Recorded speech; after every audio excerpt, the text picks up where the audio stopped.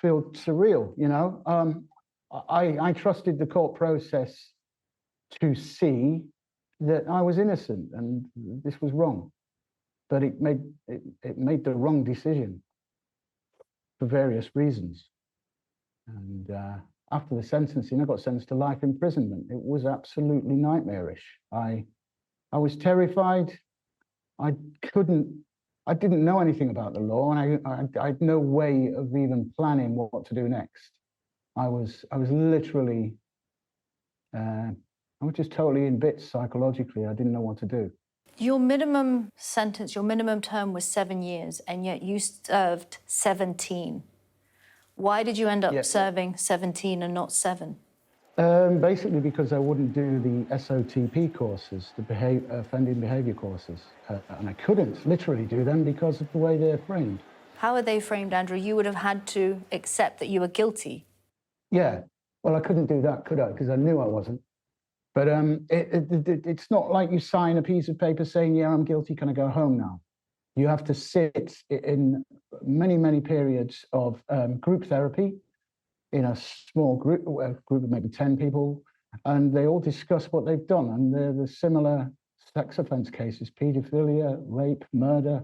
You've got to listen to them, tell their horror stories, and then you've got to tell your story of why you were convicted. And I couldn't make that up. I'm not going to sit there and lie. And then you did have your conviction quashed and you were compensated. I'm not compensated yet. I've got to wait a couple of years for that. You've still got to wait for your compensation, but you also were told that you're going to be docked for savings, right, that you made for during those 17 years that you've been in jail. I mean, what was your reaction when you heard that that was the case? Well, I already watched the TV news back in the 2000s when that became a thing. And I thought, you've got to be kidding me. Are you serious? What? Of course they're serious, you know. I was just incredulous. You know, until you torture somebody for decades, an innocent person, and then when they finally overturn it, you demand money from them. What the hell? What was your reaction, I suppose? You must have been pleased. I don't know if I can even use that term in all of this, but pleased that you weren't going to be docked that amount of money. Well, that's one small hurdle overcome, yeah, and it's a welcome one. I'm glad that the minister made that decision. It was a good decision. It was the right decision.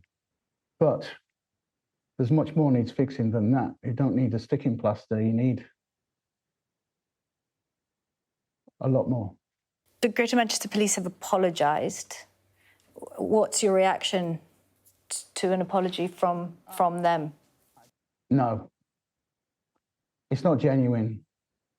It's not a compassionate apology. It's a damage limitation statement. All too late. Can you ever be compensated? Is money the answer? What's the answer? Can you be compensated for what you were put through, Andy? No, it's not the answer. You can't.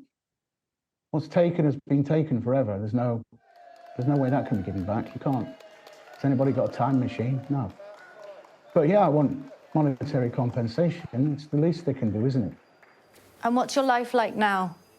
Better than it was. Yeah, much better. But there's much work needs to be done yet before I can even begin to heal. I mean, I need to work on my own physical and mental health as well, but I can't do that fully in a fully engaged way until I've finished with all this fighting.